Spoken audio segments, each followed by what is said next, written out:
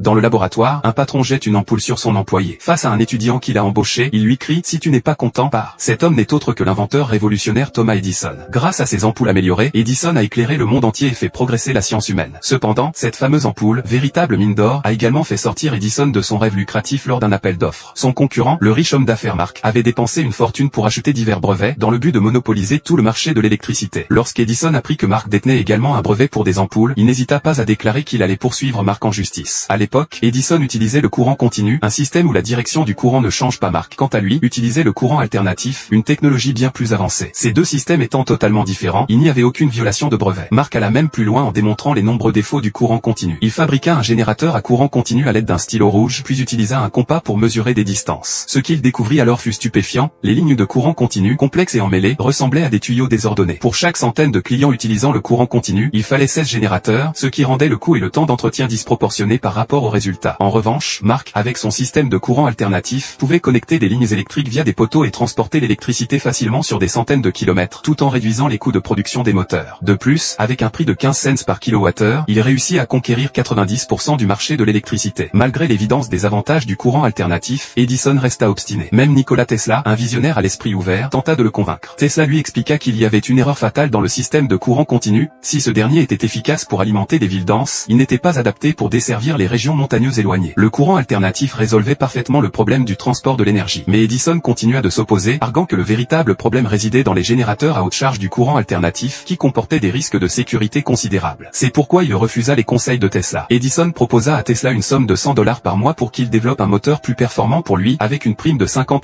000 à la clé une fois le travail accompli. Tesla accepta sans hésiter cette mission. Mais lorsqu'il revint vers Edison pour recevoir sa prime après avoir terminé la tâche, il entendit cette réponse, les $50 000, c'était une blague. Ce comportement d'Edison marqua un tournant qui le conduisit à l'échec. Pour discréditer le courant alternatif, Edison chercha à manipuler les médias en déclarant que le système de Mark, utilisant le courant alternatif, était extrêmement dangereux et que toucher les fils électriques pouvait être fatal. Mais lorsque Mark lut ses déclarations dans les journaux, il choisit d'ignorer cette campagne de dénigrement. Grâce à l'avantage de prix du courant alternatif, il attira de plus en plus de clients. Cependant, Mark se retrouva face à un défi de taille, il ne disposait pas encore d'un générateur à courant alternatif à la fois mature et efficace. Parfois, même les machines à coudre des usines ne pouvaient pas fonctionner correctement.